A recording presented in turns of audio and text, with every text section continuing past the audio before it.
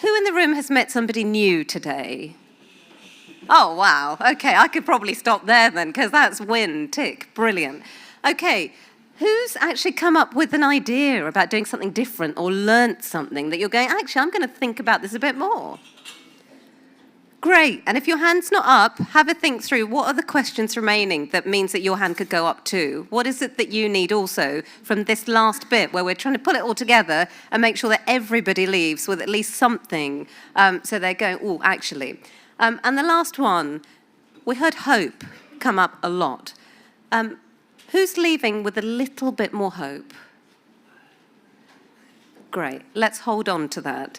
And through this next bit, we're going to try and wrap everything together, see if we can pull a few more threads of practical thoughts before we then, the very last thing after some closing remarks and things, is to do the awards, where actually, you know, I feel uplifted at just the thought of having seen some of the things that we'll be covering there. Okay, so without further ado, let me introduce colleagues. So Toby Eccles, who's Executive Director of Social Finance. We'll hear a little bit more about what that is, and just accepting that all colleagues here wear several different hats, but this is the one that I'm just introducing so we kind of know which angle they're coming from. Neil McEnroy, and I've got to say thank you to you for doing such a sterling job in terms of chairing the summit today, but we get to lift that hat and then give it back to you in a minute. But for now, we're bringing you in as the global lead for Community Wealth Building Democracy Collaborative. And then finally, Edna Robinson, who is the chair of the Greater Manchester APC, so the Alternative Provider Collaborative. So welcome. Thank you very much. So loads of stuff covered today. And like I said, this is about pulling it together and also getting the last bits that we're thinking we just need to get that bit further, that bit more. There's a gap. So we've heard that the Secretary of State of Health and Social Care has talked a lot about the 3 shifts that need to happen to make health services fit for the future. I think we've talked variably about actually there's even more to go deeper. And I thought Victor's input was really helpful in helping us to make sense of some of that. And also bring a sense of calm in terms of the time frame that this is going to take, the realism and the task ahead of us. So really asking our panelists to start by giving us a 3-4 minute overview of what do you think about the analysis overall? What do you think about what was covered today? What's along the right lines, but what is missing? And what is needed to secure better health and economic prosperity for populations in the UK? Because really today has been about shifting to investing in community agency. So what's that one shift that you would prioritise, if nothing else, to enable better population health and wealth? Let me come to you, Toby. Hi, thank you for that. So where do we begin? So a huge array of really positive energy and exciting thoughts and empowerment of communities and other things in the room and thinking, and actually also alignment with a government that wants to shift towards neighbourhoods. I started this thing called social finance 18 years ago, which is slightly disturbing. But therefore, it's the last couple of years I've been thinking more and really reflecting on which conversations have moved on and which conversations have stayed the same. And what can I do about that, and what can we do about that, and how can we think about it? We are, by the way, also involved in the development with Macmillan of the sort of funds to support, the community transformation funds to support the shift into prevention in certain areas. So that's absolutely core of what we're doing. But one of the things that hasn't moved is prevention. So that's why I'm really interested in listening to the conversation today. I thought, is this a different conversation from the one 18 years ago? And in many ways, the answer is no. And so I wanted to have a little go at that and have a think about, what are some of the golden elements in the room that are held to be truths that maybe need a little bit of inspection for us all, and maybe just to cause trouble, okay? And more fun in the conversations later, and for Neil to tell me I'm wrong, all that sort of thing, okay? And I think, by the way, that the one other thing that's changed now is the pressure to succeed has never been greater. Because actually, the we can make it better gang versus the burn it all down gang, that shift has happened really dramatically over the last 18 years. And I'm not a member of the burn it all down gang. I'm an evolution max kind of guy rather than a revolution guy. Sorry, Neil, I'm a bad rather than good. I think in the sort of woolly middle that you talked about earlier, I'm a paid up member, so you can accuse me of that later. So what are the 3 or 4 things? So the first off is rationers. There are people in the system that act as rationers and that make difficult choices between things. And they may not be the right people, and they may need to be increased empowerment of others, but rationers, whoever they are never popular. So if you become rationers, you'll become unpopular as well. It doesn't change that dynamic. So actually, how do we support the rationers make better decisions, rather than how do we tell them off for making bad ones, is a critical shift in thinking, for me, that's required. And that means being grown up about data. Because actually, there was one piece earlier where a statement that we can't measure prevention. We totally can measure prevention. We did this thing called a social impact bond in Peterborough in 2010.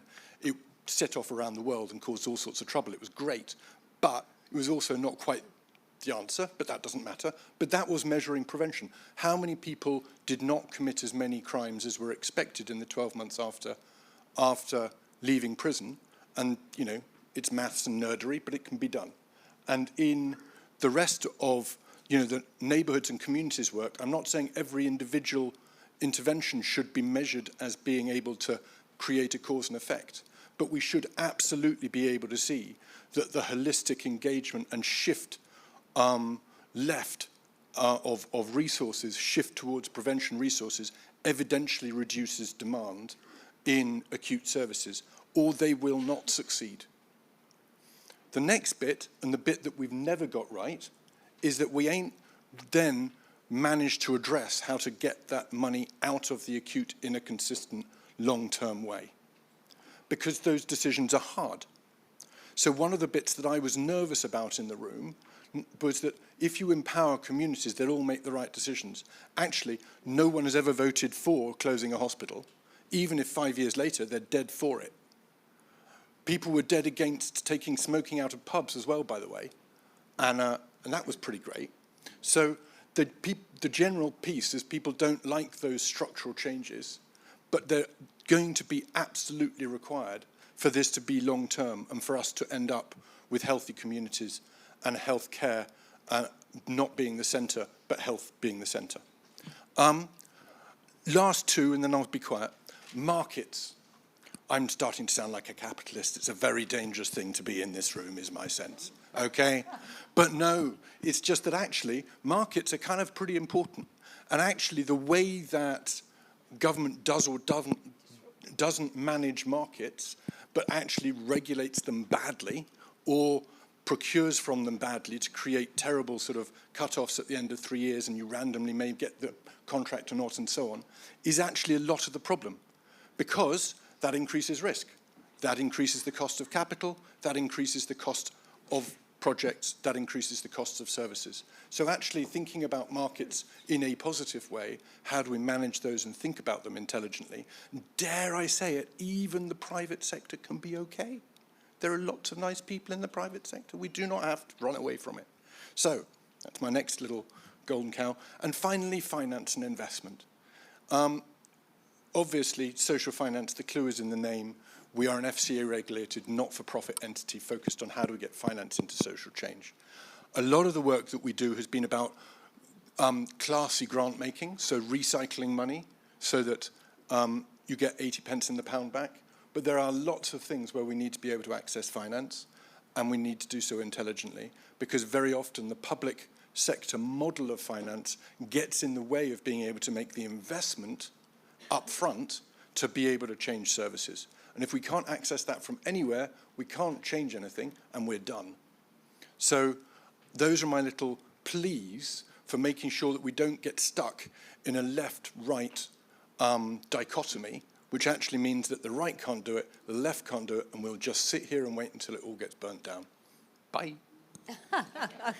Thank you. And I think I'm going to go in the order that I introduced you. So we'll go to Neil next. But two things.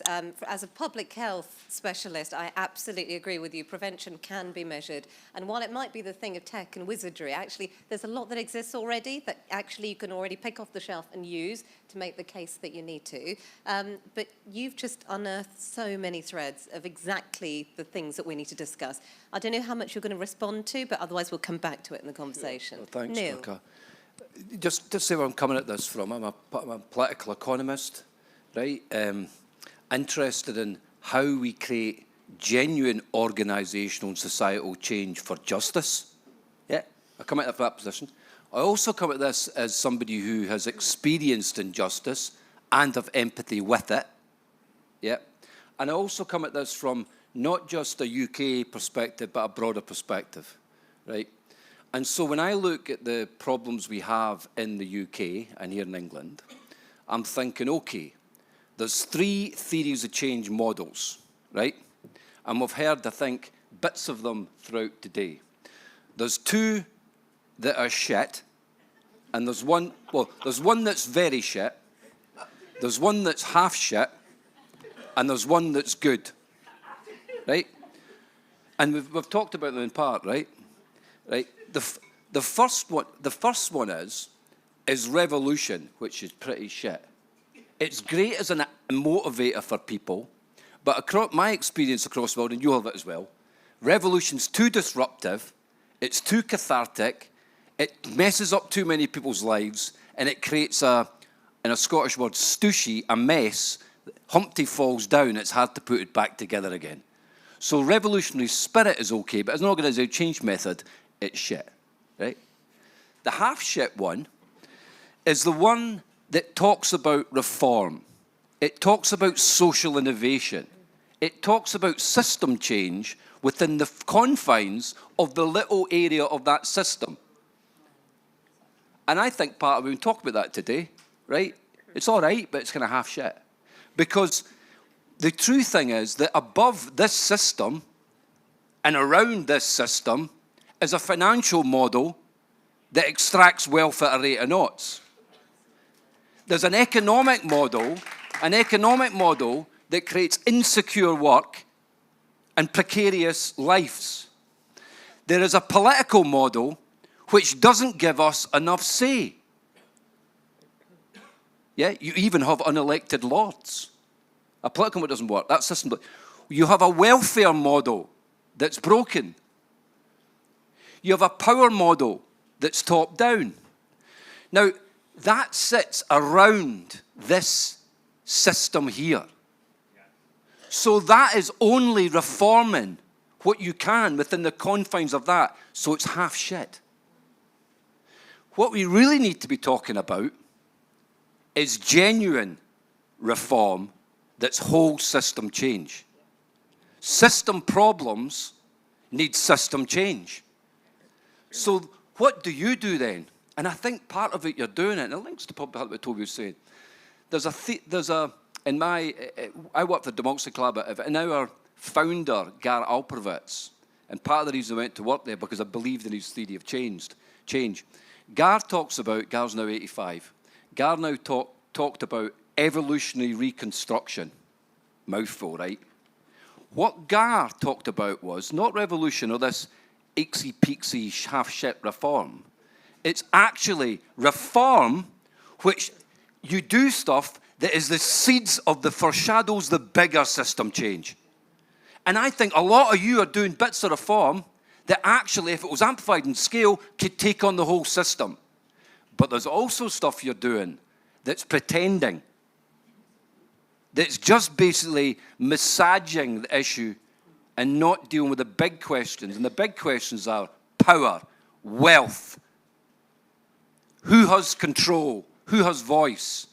And if you can do in your wealth creation work, give real people real voice, not just to play into health services, but to play into wider politics and wider campaign work. Finally, I would say is that you might be thinking, oh, he's going a bit radical here, right? He's going a bit over the top, right? Right? But I really genuinely believe, looking at other places and looking at the UK, and looking at the environmental crisis we have, the economic crisis we have, the democratic crisis we have, the social crisis we have, if I am completely without a doubt in my mind, do I believe that some centrist, mushy reform involving mild social innovation is going to tackle the crisis we've got, I'd be in cloud cuckoo land. There's no way. There's no way that's going to work. It may make some people's lives better in the immediate short term. It may take some of the rough edges of some of the social pain. But in terms of a true system change that creates a UK and an England where there is genuine social and economic justice and there is genuine decent public services, we're going to have to go for that evolutionary construction and find much deeper levels of democracy, much deeper levels of attack on wealth and power.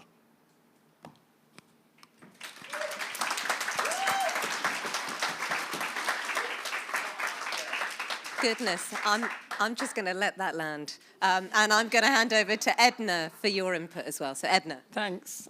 I definitely can't follow that, but I completely concur with it all. I've written so much down since I arrived this morning. And first of all, I want to have a great day and really, really great to meet so many of you and to reconnect with Neil after some time. Can you hear me? Because I've got a bit of a sore throat. But just, I'm going to shout nearly as loud as he does as I get going in a minute. So I partly want to just bring some elephants into the room in terms of that thing of this authentic self that we need to be. And that is recognizing how difficult this is to do, what we're all talking about. And some of it is, as Neil said, us making it difficult for ourselves because we're not really being as authentic as we should be. But some of it, in my experience, and that, as you can see, that's a long experience. And this last piece of thing that I'm doing now in GM is an act of disruption on my part because I really should be at home with my grandchildren or whatever. But the serious point is that I feel that there is so much that has slipped back as well as things that have gone forward. And if we live in this world of constantly reminding ourselves of how well we're doing, because we use this boosterist language of, you know, right-wing economics, that everything is about growth and everything is about flourishing, we actually don't connect with ourselves on what was good and what was really sacrosanct. And the big jigsaw piece for me that's missing in this dialogue, moving from your even bigger macro vision that you have, is in the services and systems that we're actually talking about today, is the customer. And I'm using the word customer because I'm not using the word community and I'm not using the word patient and I'm not using some generalists. I just want us to recognize that until we empower people who are using the systems, as we expect when we buy other commodities or when we use other systems, we need people to be saying how they feel about what's happening to them and what they got and what they didn't get. And I actually think that genuine customer feedback is so missing from the system because we have patronized and paternalized all our customers into being weak and needy and being too complicated and they're not the right fit or whatever. And we haven't commoditized the public services in the way that we actually should have done. This is not about privatizing the public services. It's about recognizing, giving them the accountability for the public duty and the public systems that they're offering. And I'll give an example of when money was given to disabled people in the direct payments model. It was a huge success. nobody bought the services that were on offer. They all bought services from their neighbours and their friends and people round the corner who knew them, who loved them, who protected them, who knew their idiosyncrasies. And that was never rolled out at macro scale, because we'd have seen whole-scale redundancies and a massive seismic shift in the system. But so what the system did, which is what it does, is it manages the status quo really, really well. And we're all complicit in that if we don't call it out. And so part of it is recognising that we have to be very cynical about language.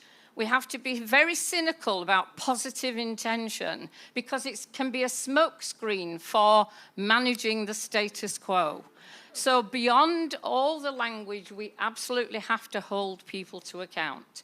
So I'm also in this whole world of seeing that the movement towards scientific language is drowning out all the sociological, healthy language of growth and flourishing.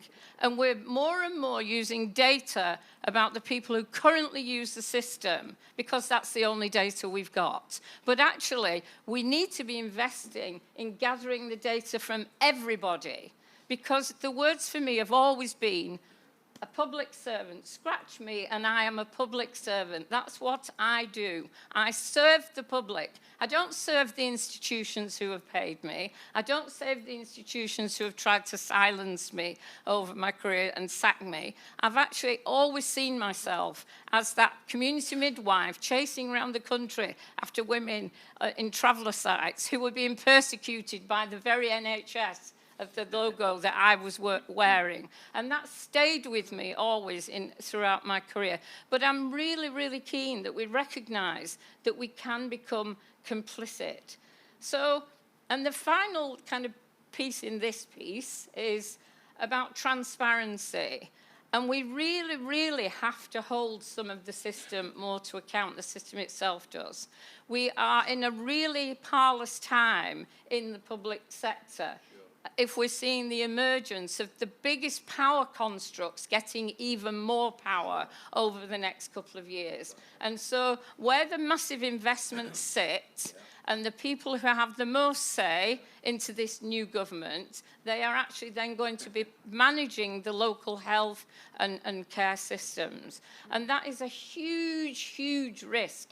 And so, again, all the things we want to do, all the things that we care about, we won't be able to do them if we don't call out some of this stuff. So this is, again, do not be complicit with what is going on.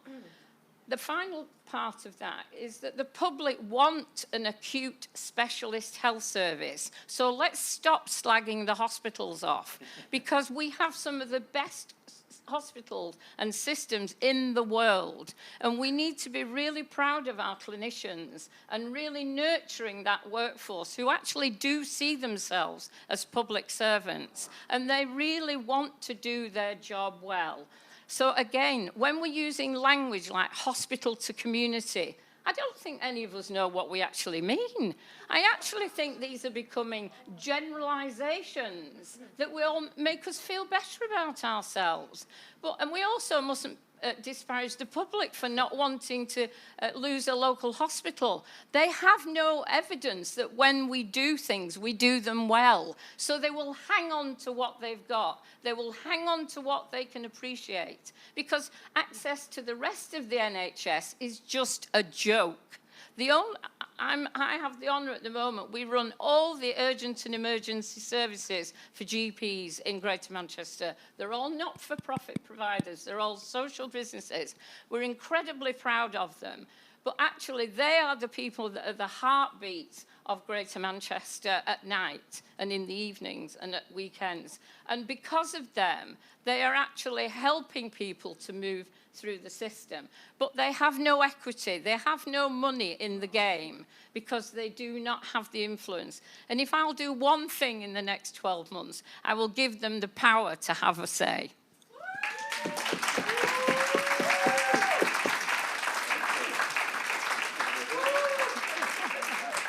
Thank you. What a joy to be sat with a panel who have just articulated a passionate plea for a reform that I think is speaking to not only those in the room, but those far beyond as well. And I wonder how much of those messages lie where. But thank you, really eloquently and challengingly put. I guess what it reminded me of was actually Victor's input, because in your 3 different models, talking about I won't quite repeat, but revolution and reform, I think the third one that you're talking about is actually health creation, whether we're talking about the 3 C's or the principles that are written there that we've seen on the slides. So actually, I feel quite proud to be sat here chairing the largest social movement that actually is helping that shift towards health creation. And I agree with Victor's assessment that Merrin's a visionary, and that a lot of you sat here are here because you are already doing good work. And I can already pick out examples, whether it's Jagan or Jeanette or others who've just gone ahead and done it anyway, probably most of you. So I'm kind of going to ask the panel, what do you think? Well, number one, what makes people able to do that? But more importantly, when we're sat in a group of people who are already forging ahead, despite the circumstances, what practical actions could we suggest that they might want to take as a next step? Go for it, Neil. Yeah, and then Edna, and then Toby. Yeah. I would agree with you that the 3 examples I gave in saying that this is evolutionary construction, this building. There's one very important point, though, which you've got to decide as a sector whether you are evolutionary reconstructionists and real, genuine system change or not. And that is about political activism, where you're actually seeing your act as a political act because you believe in wealth creation. You believe in community voice. You believe in power for people. That is a political act because there's people in this political economy who don't want that. So you are activists. Now, you might not think yourself being political, but the fact that you're asking for democratic voice and more citizen voice is a political act. Now, we don't tend to have that in England. There's a sense that, oh, well, but sure as hell in other parts of the country, you're seen as making, parts of the world, you're making a political message, yeah? So what was the second part of the question? No, go further with that one. Go further with that one. What then would you ask? I mean, it's the same. It was the question. So what then would you ask of colleagues who are already going against the odds to do the work that they're doing, which is incredible? There's a 3-way toggle that goes on with activists all around the world, right? The one in this position, one toggle is you've got to do the job you're doing. You're helping the communities, right? You've not got time for political campaigning, right? You're doing your work. So there's that toggle. The second toggle, so that's, the toggles mean that you've got to kind of play in between these 3 things. But that's the first one. You've got to do what you're doing. The second thing is, though, is to try and make alliances within your neighbourhood and community with other people that are fighting injustices. And there might be nothing to do with your injustice, right, or what you're doing. But environmental concerns, land reform, it could be ever. You need to commune and make partnerships with them. Those partnerships are much more important than making partnerships with the Greater Manchester Combined Authority. The real partnerships with people, the activists that are doing certain things. And thirdly, it's what I said, it's to see your activity is actually about changing the political economy of the country and actually big systematic system change. All real change across all worlds across all the world in terms of social movements is when people see that their acts as political acts. And I think that, I mean with a small p, I think that's important. So the 3 toggles, keep on doing what you're doing, see your act as political, and get involved with other people that are also facing injustice in your place. Anyway, go on. Edna. I think that the word culture is, it's overused, but I think it's less understood. And we had a session earlier about social value. And I do think that the culture of systems and organisations that we're operating in is really, really important in influencing and energising us to do something beyond what might describe the day job. Because the organisation that you're part of helps to define you, it influences you. So career choices and where you are actually really, really important. Who you surround yourself with is actually really, really important. Who you seek out. And in the seeking out, I think there's a need for humility, because we all have so much more to learn. And we're so characterized by the professional identity or the identity of the organization that we work for. Oh, I'm the CEO of the largest fucking thing in the fucking world. And so we've got this sense that actually we've got, it's we get this we've got this sense. I always only do it once, one F word. Sorry, I did two. That was really rude. Anyway, moving on. But we've just got this. Cool. We've got this identity. Cool. We spend many, many years wanting to qualify. We've seen ourselves social failure if we don't go to university. We have a badge of honour, which is whatever degrees and experiences we have. And we are scared of the lay opinion, because it terrifies us, the idea that there might be ordinary ideas that are better than our many learned ideas that have taken us years to get to. So that sense of being part of an organisation that allows the lay voice in, and I mean the lay voice, I don't mean the community or the day with the community. I'm talking about us recognising that whole argument about diversity of opinion, there's a diversity because we need every clever person in the room, but the diversity will bring the joy, it will bring the solution. And it's usually solutions that are often quite simple, but we in our arrogance, by being the effing do not want to hear those simple solutions because it doesn't fit with our image of ourselves. So just do that really strong self-reflection. Are you really serious about doing this work? Okay. Last.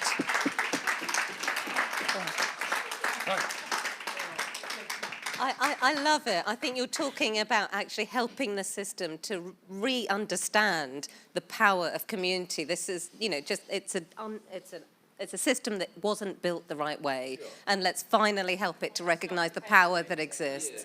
But can I come back to you as last? You laid down a whole load of challenges. Yep. I think they are polarities and dilemmas. We're not going to have time to go through them. I'm already slightly over time.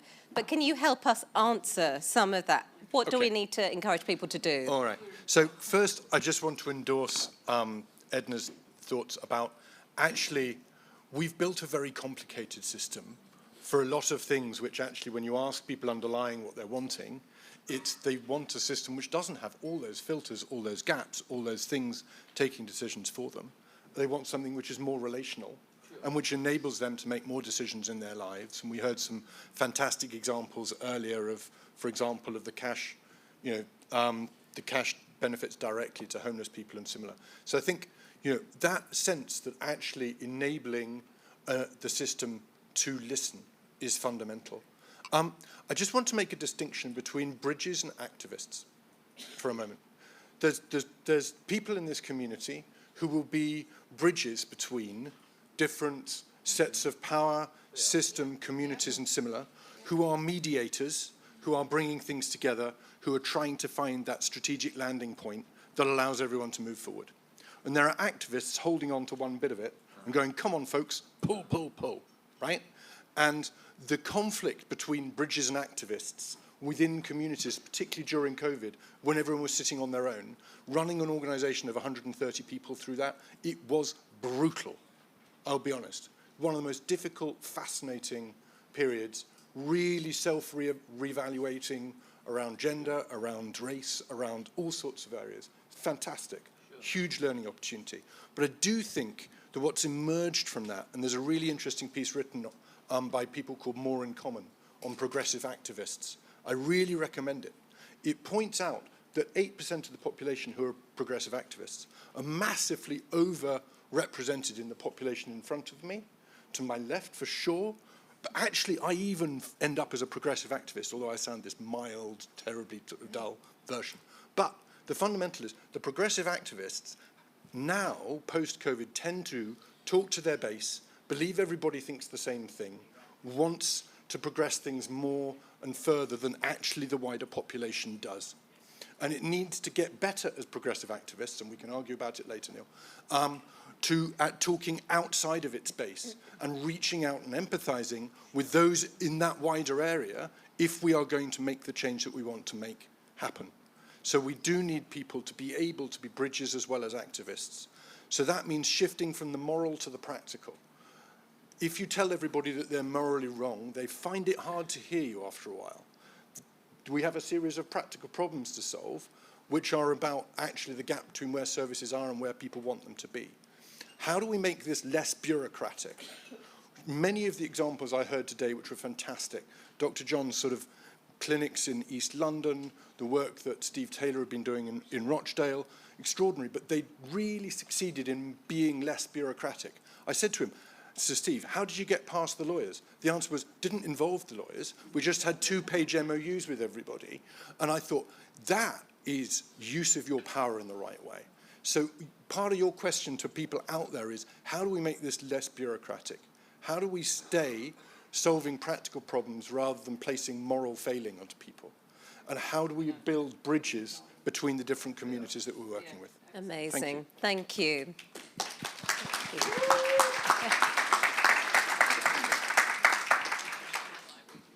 We've reached time. In fact, I've gone slightly over, but I know Neil is now going to take on the summit chair again, so we'll wrap up with some of his thoughts.